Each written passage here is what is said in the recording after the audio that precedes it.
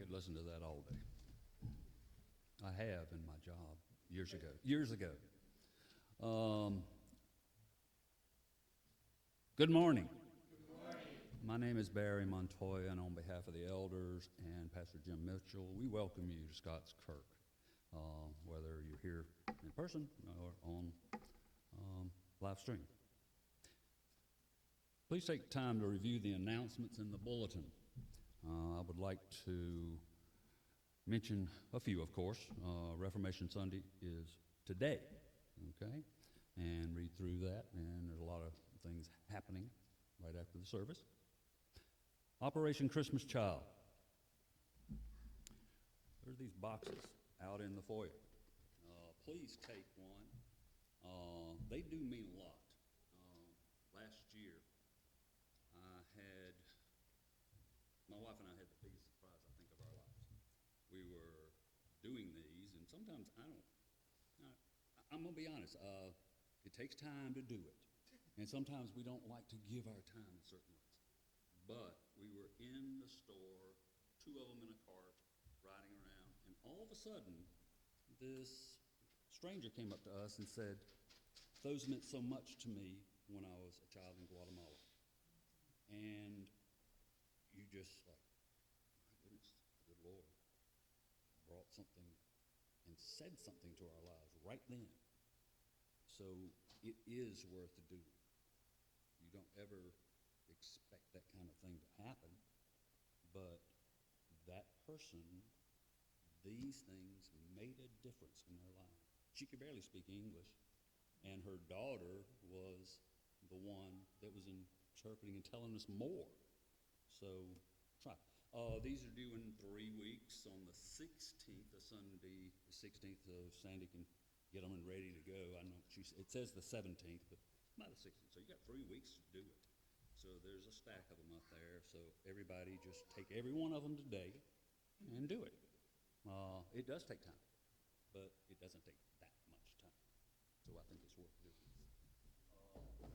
Also, next week, Reverend Justin Bricky and his wife, Gillian, they'll be coming to discuss the seed ministry, and there will be a love offering, and there'll be a meal. We have one today, and of course, we have another one next week. That'd be wonderful. Okay, and the main course will be provided. Side dishes and especially desserts would be welcome. Okay, a love offering will be collected. Middle school retreat will be on the 14th of November. So please plan for that. And if you have any middle schoolers, I taught middle schoolers for 30-something years, you need to go. Okay. And lastly, if you need a Bible, we have those on the cabinet right below the bulletin board in the back. Please, if you need one for the service or if you need one to take home, please do. Please take this time right now for a moment to prepare your hearts and minds for our worship service today.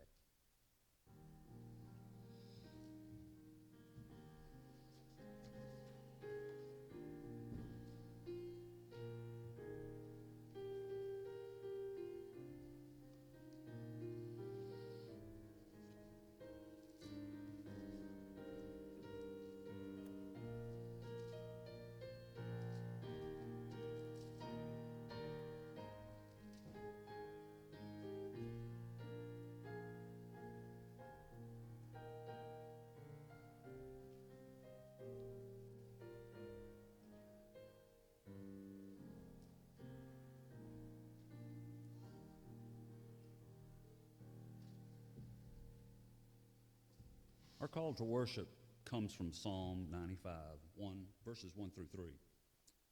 O come, let us sing to the Lord. Let us make a joyful noise to the rock of our salvation. Let us come into his presence with thanksgiving. Let us make a joyful noise to him with songs of praise. For the Lord is a great God and a great King above all gods. Let us stand to sing a hymn of praise to God. Trinity hymnal number 4. All praise to God who reigns above, and remain standing for the prayer of invocation, please.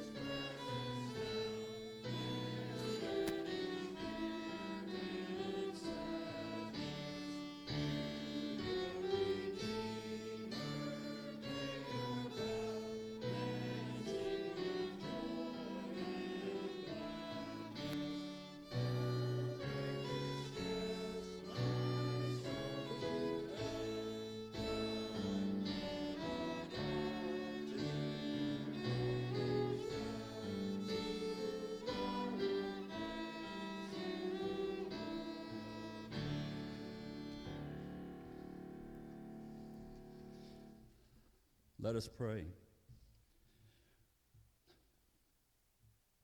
Our gracious and heavenly Father, we come before you today to worship and glorify your name with grateful hearts. We are humble before you to ask that you bless, guide, and strengthen us in our daily lives. We ask that you direct us with understanding to use the words in this service to further your glorious kingdom. We thank you for Jesus Christ, our holy Savior, who taught his disciples to pray, saying, Our Father, who art in heaven, hallowed be thy name. Thy kingdom come, thy will be done, on earth as it is in heaven. Give us this day our daily bread, and forgive us our debts, as we forgive our debtors. And lead us not into temptation, but deliver us from evil. For thine is the kingdom, and the power, and the glory forever. Amen. Please be seated.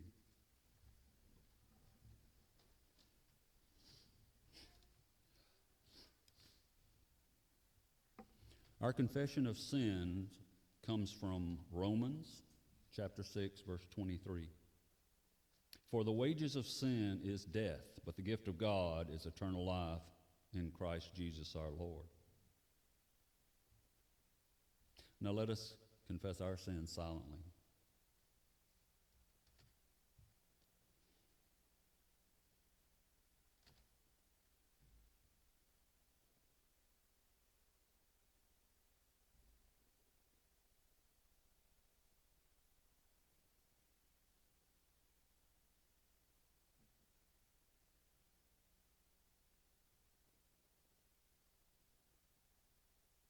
In Christ's holy name we pray. Amen. Our assurance of pardon comes from Colossians chapter 1, 13, 14, and 21, 22. He has delivered us from the domain of darkness and transferred us to the kingdom of his beloved Son, in whom we have redemption, the forgiveness of sins. And you, who once were alienated and hostile in mind, doing evil deeds, he has now reconciled in his body of flesh by his death, in order to present you holy and blameless and above reproach before him. Let us stand for our confession of faith, the Apostles' Creed.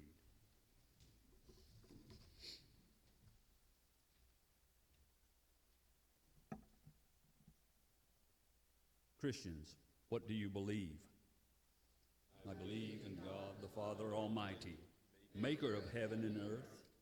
I believe in Jesus Christ, his only Son, our Lord, who was conceived by the Holy Spirit and born of the Virgin Mary. He suffered under Pontius Pilate, was crucified, died, and was buried. He descended into hell. He rose again from the dead. He ascended into heaven and is seated at the right hand of God the Father Almighty. He will come to judge the living and the dead. I believe in the Holy Spirit, the Holy Catholic Church, the communion of saints, the forgiveness of sins, the resurrection of the body, and the life everlasting. Amen. I'd like to invite Elder Joel Reed for the children's sermon.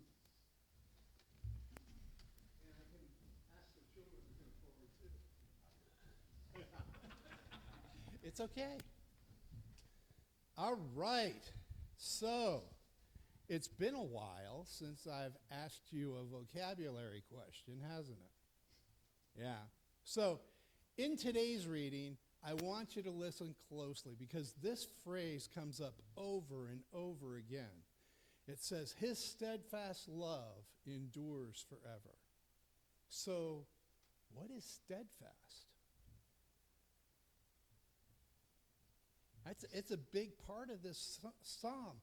Steadfast means to be wholly trustable, that there is no doubt that God is going to do exactly what he says he's going to do. His love for us there's no doubt about it. It always will be, because that's the way God is. And this psalm is extolling that attribute of God. Let's pray.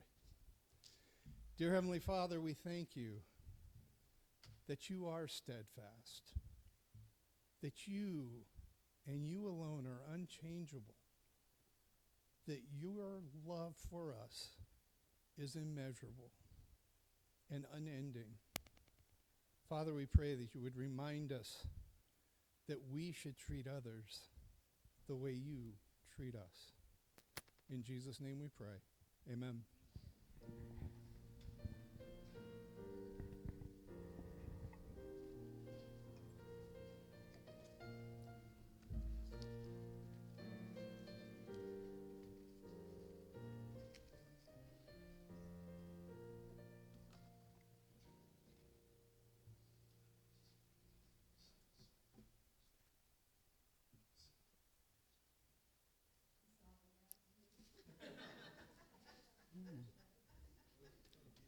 I have that app too. Mhm. Our scripture reading today recounts the Israelites' song of celebration after crossing the Red Sea, praising God for their deliverance. From the book of Exodus, chapter 15, verses 1 through 21. The song of Moses. Then Moses and the people of Israel sang this song to the Lord, saying, I will sing to the Lord, for he has triumphed gloriously, and the horse and his rider he has thrown into the sea. The Lord is my strength and my song, and he has become my salvation.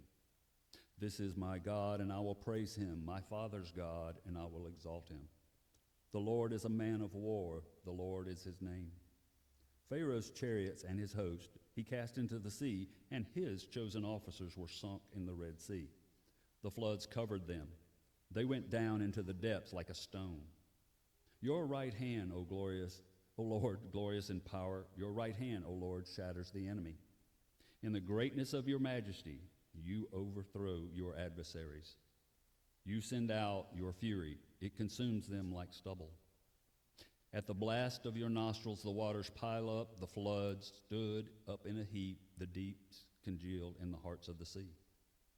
The enemy said, I will pursue, I will overtake, I will divide the spoil. My desires shall have its fill of them. I will draw my sword. My hand shall destroy them. You blew with your wind. The seas covered them. They sank like lead in the mighty waters.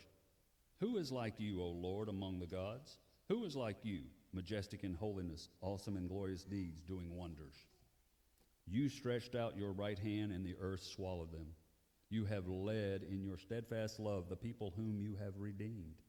You have guided them by the strength to your holy abode. The peoples have heard, they trembled. Pangs have seized the inhabitants of Philistia. Now are the chiefs of Edom dismayed. Trembling seizes the leaders of Moab. All the inhabitants of Canaan have melted away. Terrors and dread fall upon them because of the greatness of your arm. They are still as stone. Till your people, O Lord, pass by. Till your people pass by whom you have purchased. You will bring them in and plant them on your own mountain, the place, O Lord, which you have made for your abode. The sanctuary, O God, which your hands have established. The Lord will reign forever and ever. For when the horses of Pharaoh with his chariots and his horsemen went into the sea, the Lord brought back the waters of the sea upon them. But the people of Israel walked on dry ground in the midst of the sea. Then Miriam the prophetess, the sister of Aaron, took a tambourine in her hand, and all the women went out after her with tambourines and dancing. And Miriam sang to them, Sing to the Lord, for he has triumphed gloriously. The horse and his riders he has thrown into the sea. Let us reflect on the joy and hope of these words. Praise be to God.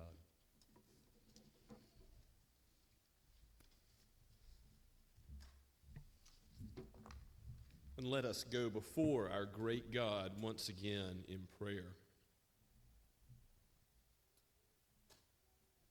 O precious Father, Son, and Holy Spirit, maker of heaven and earth, you alone are God. We rejoice in your mercies, which are new every morning, your covenant faithfulness, which is always sure. We come not in our own goodness, but in the goodness of the Lord Jesus Christ, in his merit, in his atoning death. We thank you, O Lord Jesus, that you are the one mediator between God and man, that, O Father, we have access to your throne by the Son, and that, O Holy Spirit, you are present to bless your people. O Lord, use your word today powerfully. It is sharper than any two-edged sword. It knows us better than we know ourselves. O Lord, make your word precious to us. Build up your flock in the truth. And if there are any who have not yet trusted in the merit of Christ, would you, O Holy Spirit, give the new birth, bring about that initial faith and repentance, which leads to a life of faith and repentance, and indeed an everlasting eternity with you, beholding your goodness and your face forever and ever. We thank you, Father, that you have revealed yourself in your word, that you have told us who you are and what you have done. We rejoice today, and we are glad in you and in the accomplished redemption of the Lord Jesus. We pray that you would help us to make this redemption known in Somerville, in the Tri-County area. Oh Lord, give us opportunities to show hospitality, to speak to our neighbors, our co-workers. Father, we pray that you would bless parents to raise up children in the nurture and admonition of you. We ask, Lord, that you would help us as a church in the use of the ministry teams and as a session, as a diaconate and mercy ministry. We pray that you would give us wisdom to aid us in reaching our neighbors with the good news of the Lord Jesus Christ. Father, we pray all these things knowing that you abundantly provide for your people all things material and spiritual that we need. And we ask this with thanksgiving in our hearts for how you have sustained this church, indeed, how you've sustained the Associate Reformed Presbyterian denomination, and, Lord, how you sustain many other Bible-believing denominations and churches here in the Low Country. We pray for opportunities, given the many souls that are here, to plant more churches for the sake of your glory.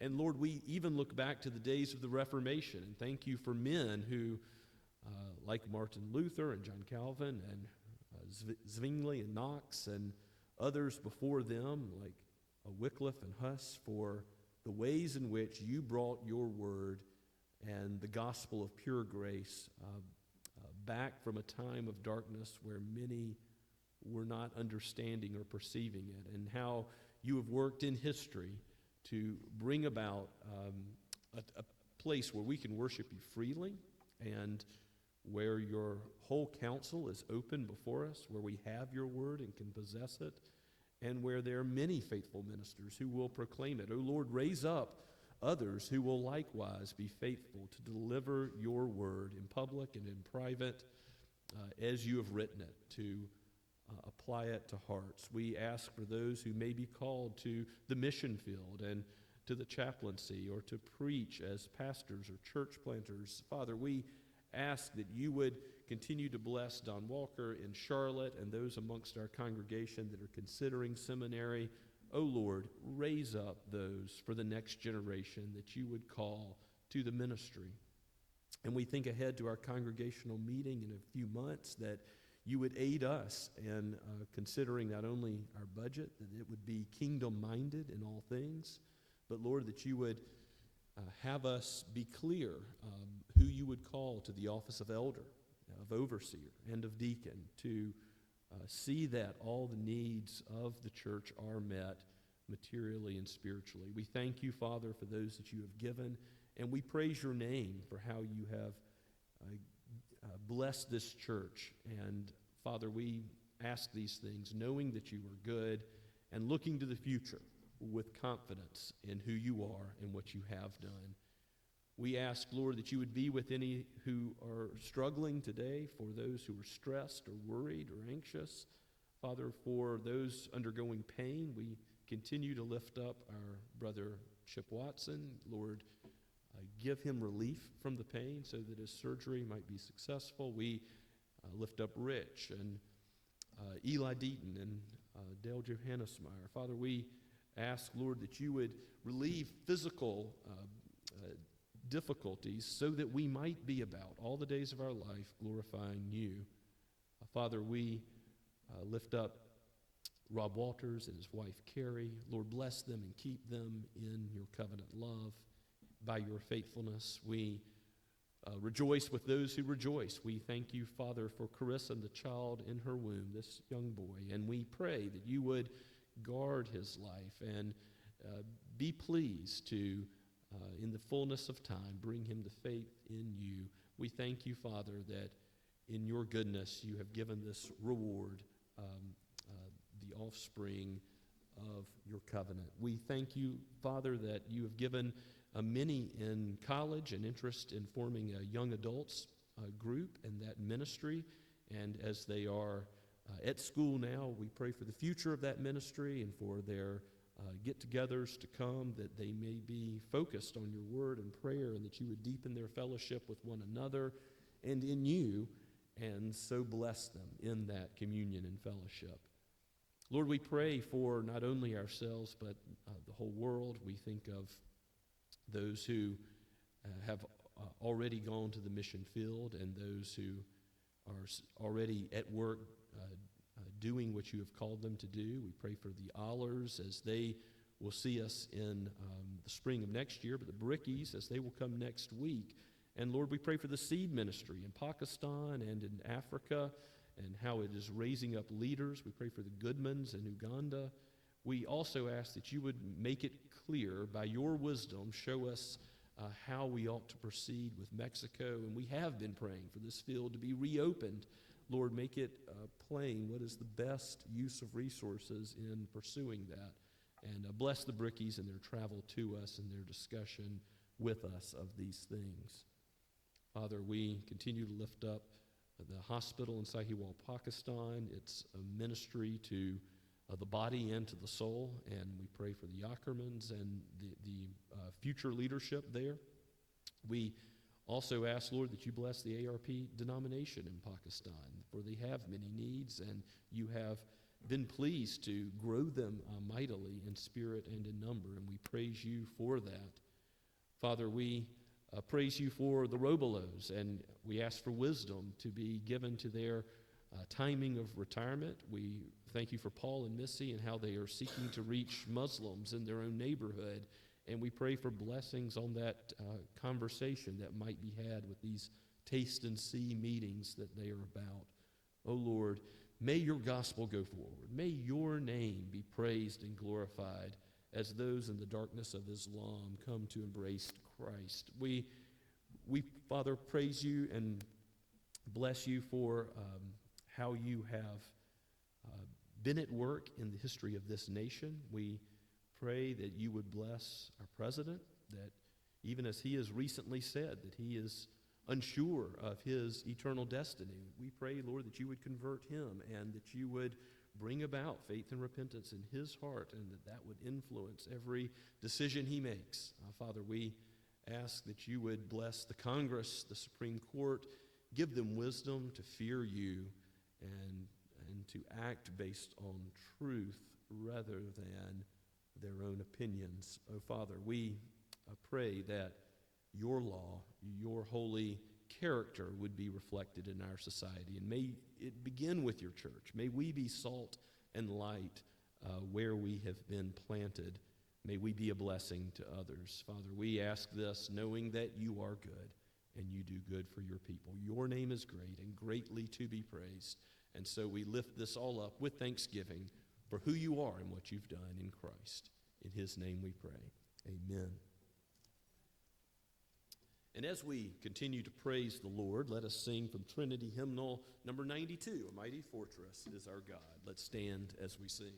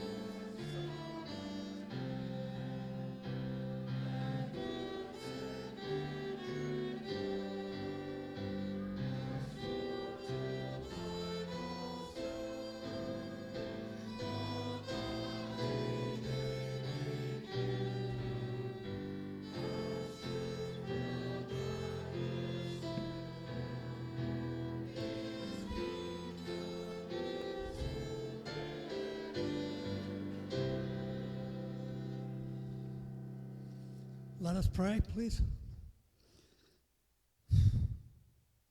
Our Heavenly Father, our God, our Redeemer, we come to you with thanks on our hearts.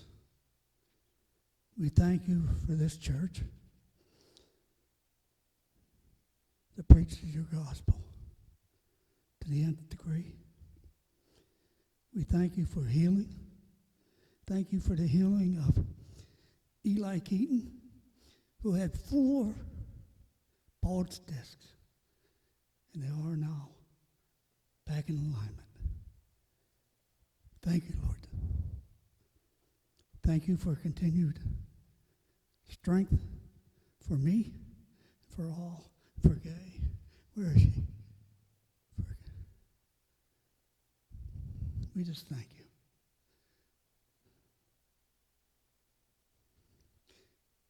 And Lord, our budget is not where we'd like it to be.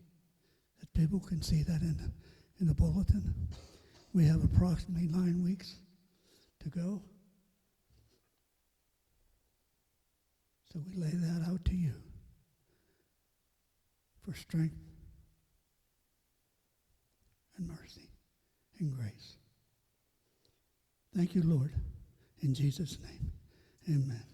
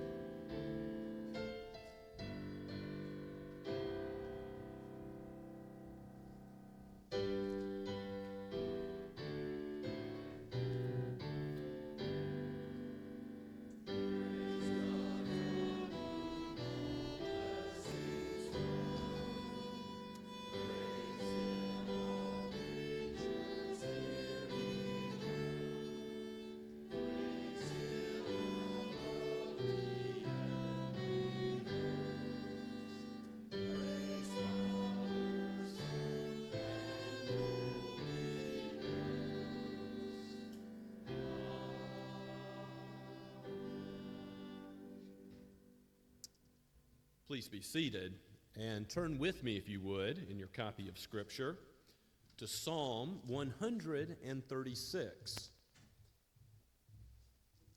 There is no psalm quite like this in the whole Bible. You'll see it is the most repetitive psalm in all of Scripture. Now, maybe you've heard repetitious worship music before that is not so well written, that, seeks to get the people into a trance-like state. Well, that's not what we have going on in God's inspired hymnal here. There is a reason given in all 26 verses for the worship that is repeated 26 times. And of course, repetition usually means God wants us to understand something and understand it well. And so here we have a repetition of a truth that God wants us to take home, to take to heart, and it is a truth about Him and His covenant love, His grace and mercy in the gospel. So it is closely connected to Psalm 135, which is a psalm of praise and references the history of Israel. As we'll see, Psalm 136 does that also. But Psalm 136 is called the Great Hallel, or Hallel simply means praise, that Hebrew word.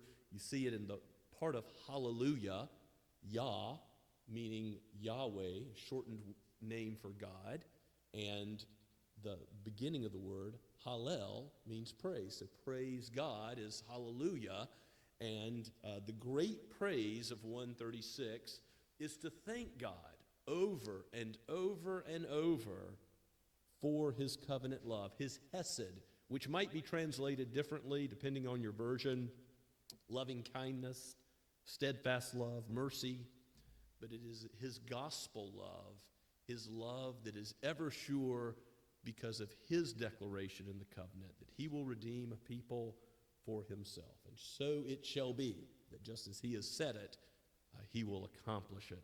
Let's give our attention to God's holy word and look at these reasons that he has given to us about his character, about his action in creation and in redemption, that we might worship and praise him and give him thanks as he is due.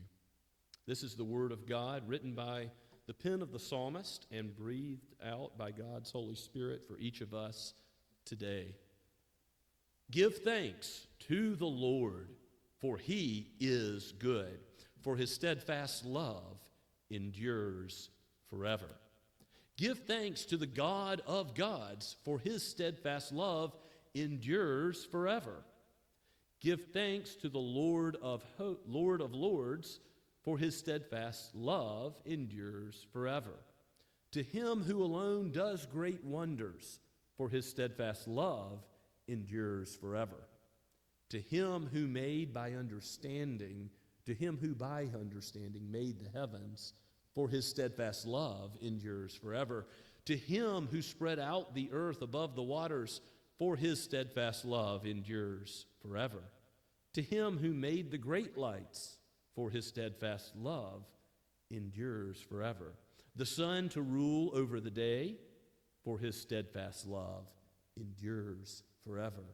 The moon and stars to rule over the night, for his steadfast love endures forever. To him who struck down the firstborn of Egypt, for his steadfast love endures forever, and brought Israel out from among them, for his steadfast love endures forever. With a strong hand and an outstretched arm, for his steadfast love endures forever.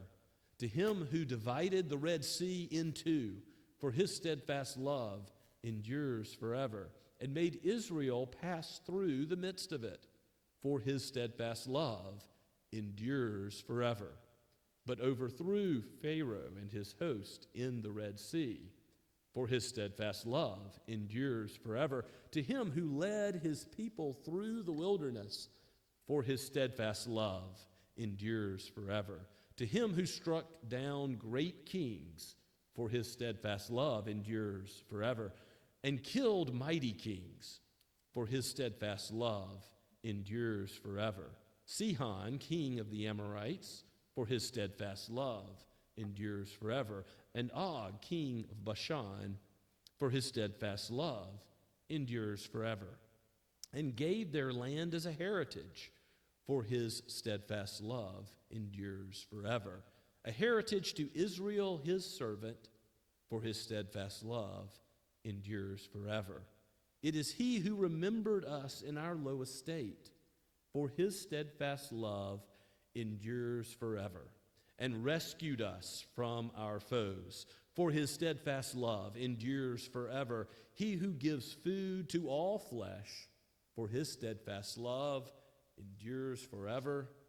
Give thanks to the God of heaven, for his steadfast love endures forever. Amen. Let us ask the Holy Spirit's help. O Spirit of God, you have seen fit that these words might be before us today. Teach us to give thanks to you and to praise you as we ought, and to remember your covenant faithfulness, your mercy, which is indeed new every morning, your faithfulness, which has no end. O Lord Jesus, come and be present to us today, that we might see you as our Passover lamb and the fulfillment of this psalm. We pray in Christ's name. Amen. How long does God's steadfast love endure? You can't help but remember the answer after reading it 26 times. And God wants it that way. The repetition in the psalm doesn't cause us to miss the structure of it.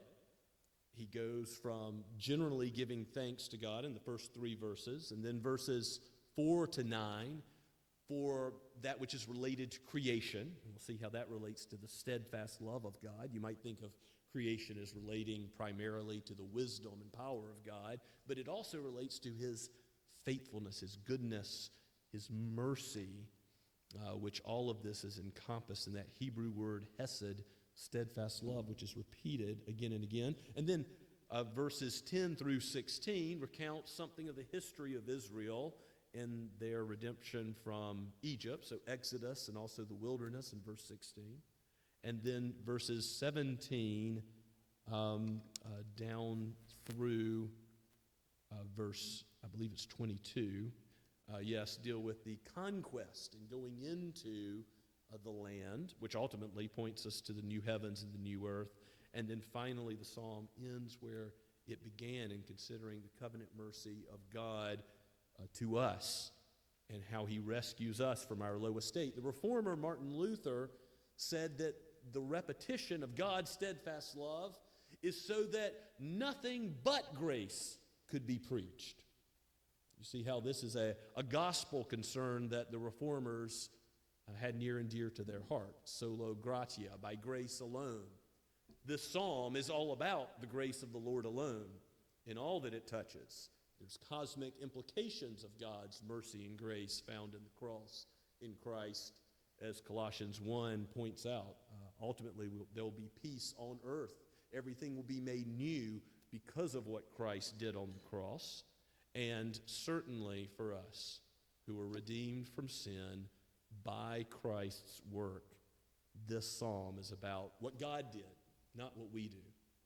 We don't bring anything that we can hold up and say, oh Lord, here is our merit. No, we flee only to the merit of our Passover lamb, the Lord Jesus, whose blood is painted over us, and we are numbered as his children. Now, there is similarity, as I mentioned, to Psalm 135, which is full of praise.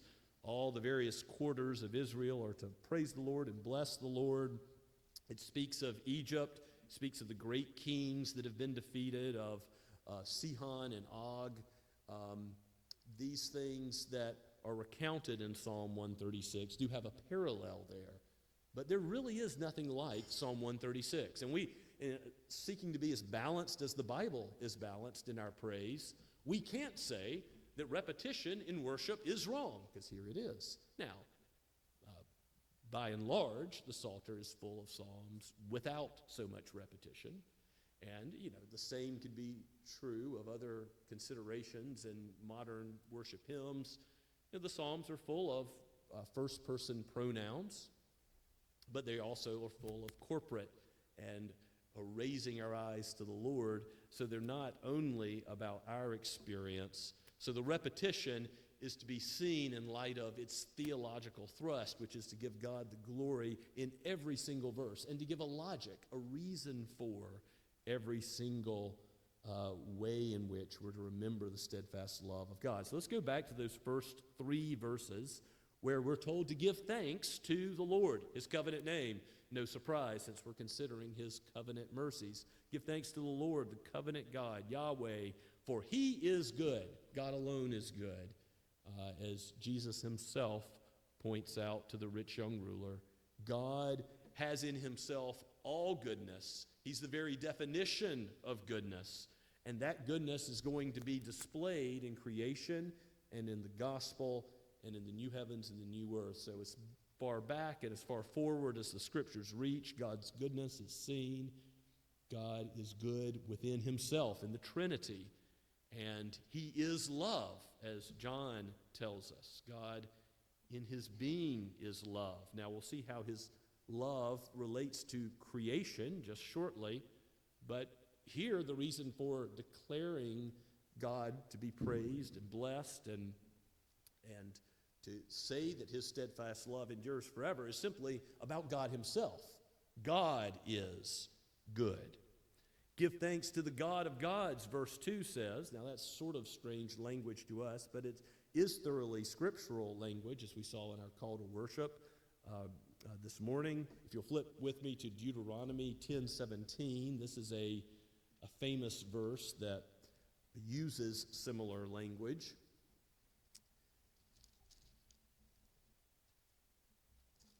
In Deuteronomy 10:17, it says, "For the Lord, the covenant God, Yahweh, the Lord your God is God of gods and Lord of lords."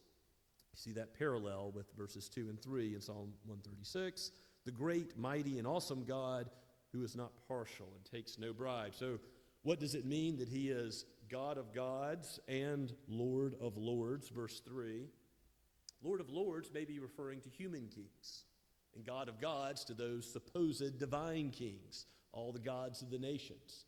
And the psalmist and Moses are not saying that those gods have any being. They do not. But he is saying they are nothing before the God who reigns over the heaven and the earth, who made it all. And frequently in the scriptures, God shows himself to be superior in every way to the gods of the nations. That it's not Baal that brings the thunder and the rain. It's Yahweh who created the lightning that sends it down in a storm. And God is the God over all supposed gods. His steadfast love endures. The gods of idols, they're shown to be what they are. They come to nothing. Give thanks to the Lord of lords, human kings. Better to trust in the Lord than to put confidence in princes. Many psalms have that as their refrain. And even Israel, seeking to be like all the other nations, put confidence in human beings and were let down. Ultimately, so only King Jesus, only our great King, who is the Son of God and the Son of Man, whom we may trust. God is supreme as King of kings and Lord of lords, and that theme is picked up in Revelation. In the new heavens and the new earth, we will see the rule of God made complete. Certainly a reason to praise him now, as that is for sure going to come to pass because of his steadfast love. It endures not only now, but forever. And look at the section having to do with creation from verses 4 down to verse 9. God does great wonders. Certainly speaking the whole world into existence is a great wonder. To say, let there be light, and there is light, this is something that we cannot fully comprehend, but God has revealed it. We can apprehend the faithfulness of his power and goodness and his mercy in creating all things. So what wonders has he done? Specifically, verse 5 says he's made the heavens. And the heavens, meaning the stars in the sky, we don't have a sense of how vast the universe is. Even as scientists seek to explain it, our brains can't really wrap around how much God has made to show us the value that he places on mankind in the gospel as he redeems us. It's out of this vast universe that he has made. And he's made it all beautiful. He's made it with the sun and the moon, the greater and lesser lights, as we'll see, so that we might be blessed here on earth. Really astounding to consider.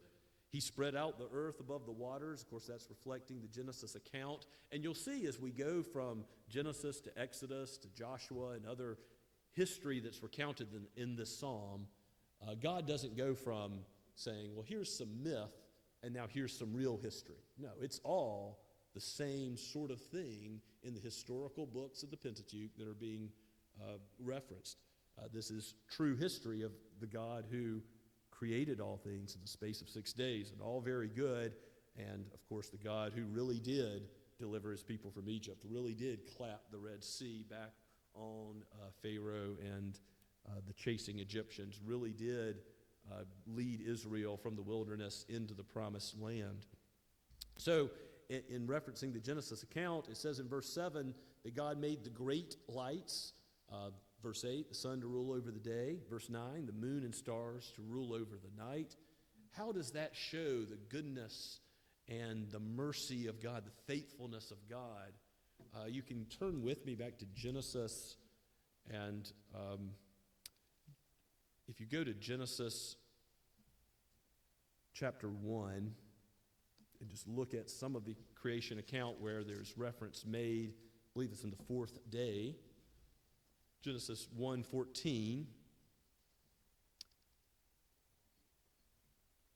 We read about the consistency of seasons, of day and night. All of this speaks to God's faithfulness.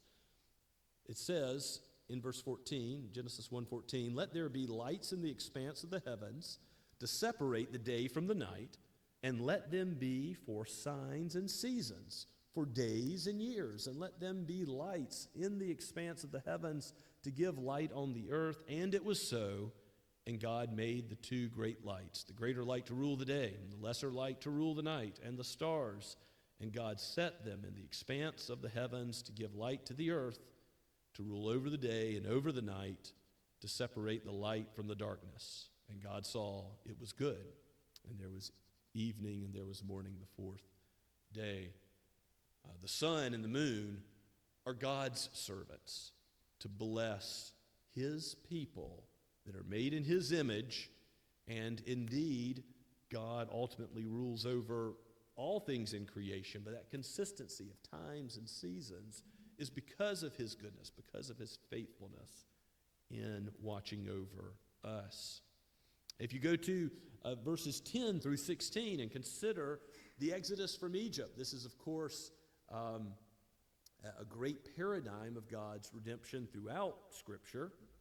Jesus ultimately being the Passover lamb and the fulfillment. We talked about that this morning in Sunday school. To him who struck down the firstborn of Egypt, it says in verse 10, there is judgment alongside redemption with God's deliverance from Egypt, isn't there? The Israelites passed through the Red Sea safely on dry ground, but Pharaoh and his men are judged and destroyed. And Exodus 15 recounts that God is a man of war, but he makes peace by this great judgment and salvation that he accomplishes. So all those that refuse his grace are judged. All those that trust in him will be saved, and saved to the uttermost. He struck down the firstborn of the Egyptians, just like he said he would, and the blood over the doorposts of Israel's houses are all safe, just like he said. He brought out Israel from among them, verse 11 says, with a strong and outstretched arm. Certainly that speaks to his enduring goodness, that he is powerful enough to save. He is the one who healed the lame man and also has a name under heaven, the Lord Jesus Christ, by which we may be saved. Because only one name is powerful enough, as Acts 4 teaches.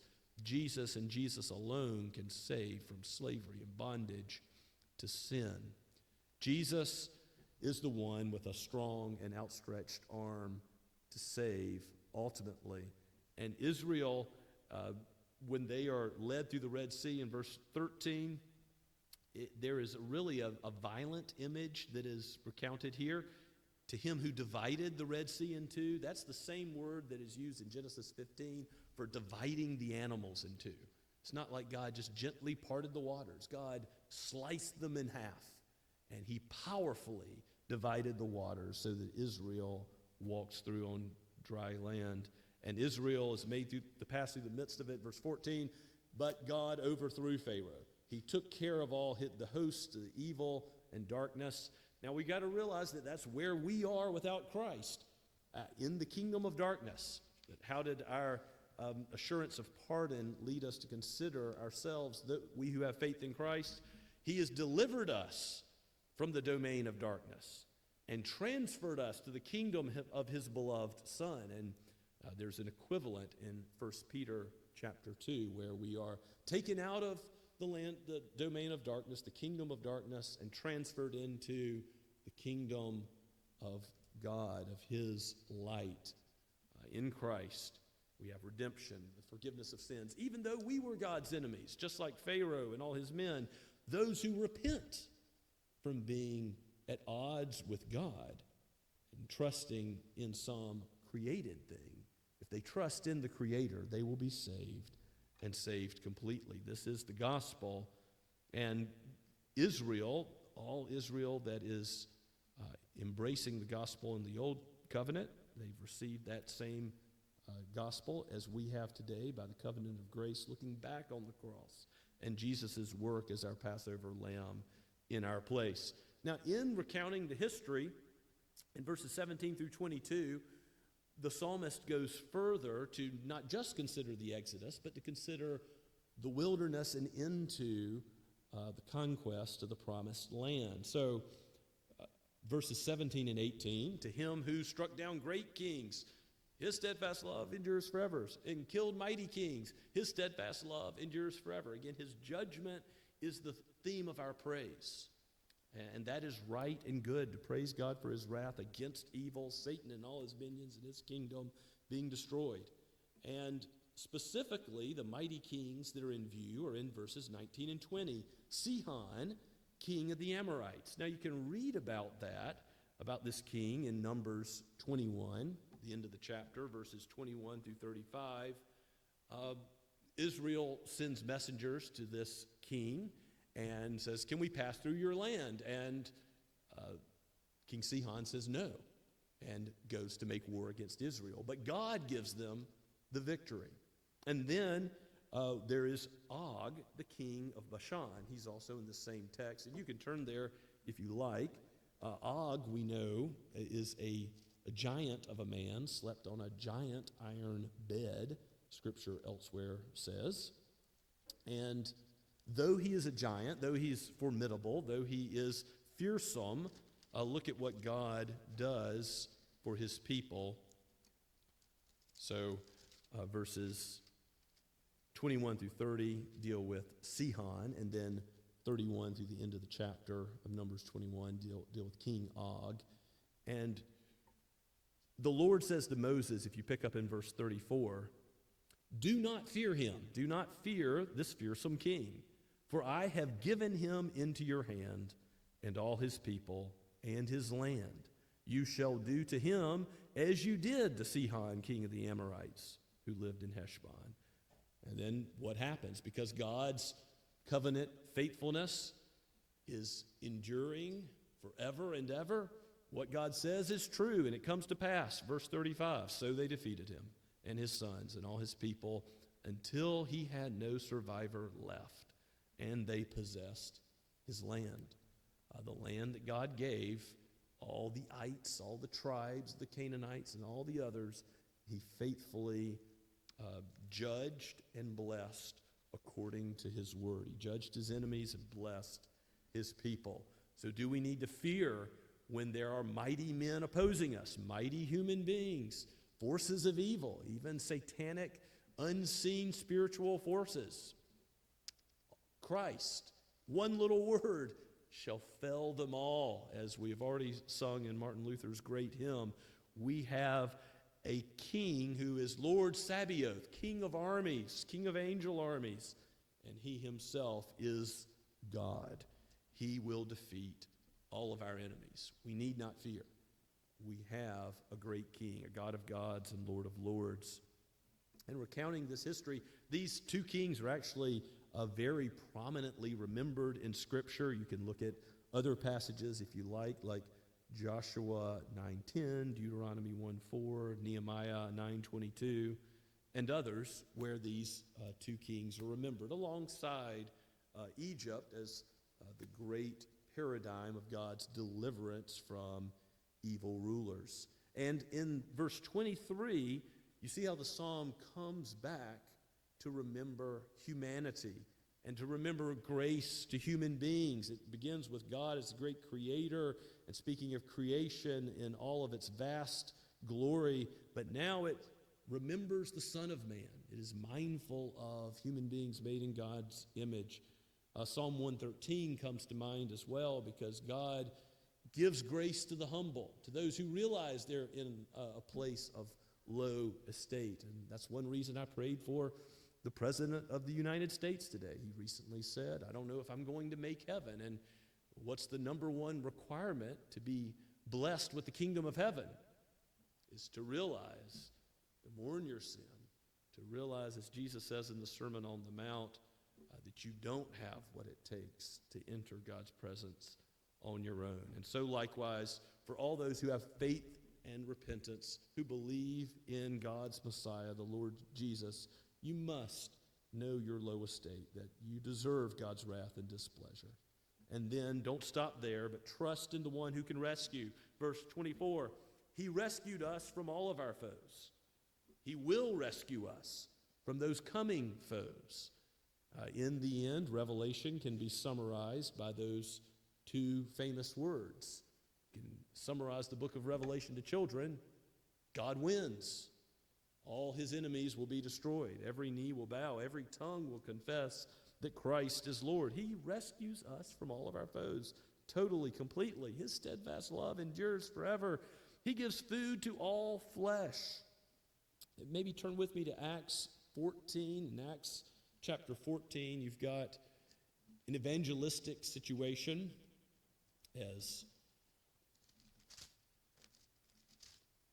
Paul and Barnabas are having sacrifices offered to them. So Acts chapter 14, if you'll start at verse 15, how do Paul and Barnabas deal with that? They tear their garments and they say, "Men, why are you doing these things? We are also men of like nature with you." There's a distinction between the creator and the creature that's so great. Paul wants these men to know that they are not gods. "We bring you good news that you should turn from these vain things to a living God who made the heaven and the earth and the sea and all that is in them. In past generations, he allowed all the nations to walk in their own ways, yet he did not leave himself without witness, for he did good by giving you rains from heaven and fruitful seasons, satisfying your hearts with food and gladness." Even with these words, they scarcely restrained the people from offering sacrifice to them. We'll stop there. Paul points out that the rain that God sends comes on both the just and the unjust, as Jesus says in the Sermon on the Mount. Here, God giving food and regular seasons and all of the beauty and joys of creation, of sight and sound and human love, all of these things are evidence of his goodness to all people, to all those he has created. And so to drive home the distinction between the creature and the creator, Paul's saying, Barnabas and I can't do any of this. Only God, his enduring love, is capable of such mercy. And so therefore look to him while the day of salvation is at hand. Repent, trust in him. He will rescue, and he will show mercy on you forever. The very final verse of this psalm ends in declaring God to be the God of heaven, which is mirrored in Jonah chapter 1, verse 9, as Jonah says, "I fear the Lord, the God of heaven," God of the seas, God of the dry land, God of everything. And elsewhere, God is called the God of heaven and of earth. His steadfast love endures forever. If you go home today, I hope you know that the covenant grace of God found in the gospel does endure now in this world, regardless of what some say the gospel is in the Roman Catholic Church and how they were distorting it and tearing apart the gospel by adding human works in the days of the Reformation. They did not destroy the gospel or the true preaching of the gospel or the true remnant of God, his people who were brought to believe in the gospel. God is doing the work, building his church, and he uses his word. This truth that it is all about him and what he has done in Christ is ultimately what ought to cause us to praise him again and again and again. Ought to be in the background of our minds, and everything we think about God and his character and his acts in history. Lord, your steadfast love, your covenant love is sure. It endures. It is true. And God, being the God that he is, ought to cause us to list off the reasons we have to thank him. There are more. Many of the Psalms come up with more. But here are glorious reasons related to God's character, creation, redemption in history, and ultimately they're found in Christ because God's covenant love does endure because Christ has done for us what we could not do, living the righteous life that God's law required and dying the death we should have died. In the 23rd Psalm, it ends by saying, goodness and mercy shall follow me all the days of my life. Well, that goodness relates to the goodness of God proclaimed in the psalm, and mercy is that hesed, that covenant mercy of God. And in the 23rd Psalm, the way those things follow us is a relentless pursuit, Ian Duguid points out in his commentary. It's a pursuit whether we like it or not, whether we sin or whether we stray, whether we are unfaithful or not. God, in his faithfulness that endures forever, is true to his covenant mercies. He will love you now and forever. Goodness and mercy will follow you, and you will dwell in the house of the Lord forever because of the work of Christ. It ultimately goes back to Ephesians chapter 1. In love, he predestined us, the Apostle Paul writes. Well, that is a truth that is in his covenant love that endures forever. You see, it's from eternity past to eternity future. God blesses his people according to his good pleasure in his covenant love. May his name be forever praised. Let's pray together. O Lord, give your creature food. Give your creature life and breath to praise your name. And Lord, give us manna from heaven in your word to understand the gospel anew and to praise you for it. O Lord, again, we ask your blessing to rend our hearts so that we might repent of our sinful ways and, acknowledging our need, look to you as the one who alone can rescue in Jesus. We pray in his holy name. Amen. And let us stand and sing together in response to God's word being preached from the Blue Psalter, number 136, which of course matches the text of Scripture.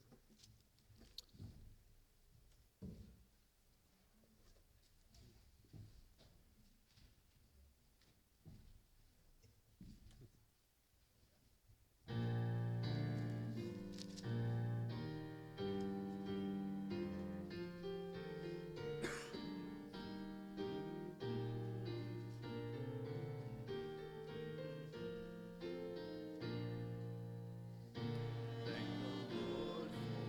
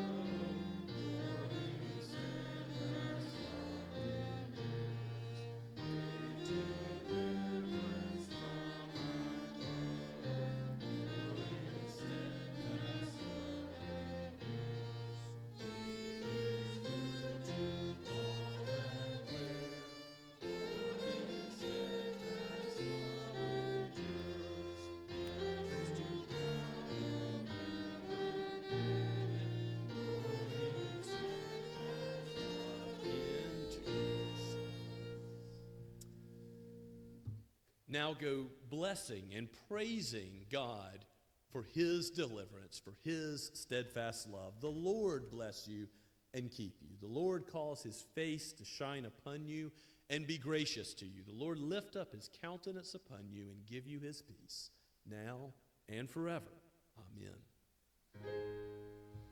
Amen.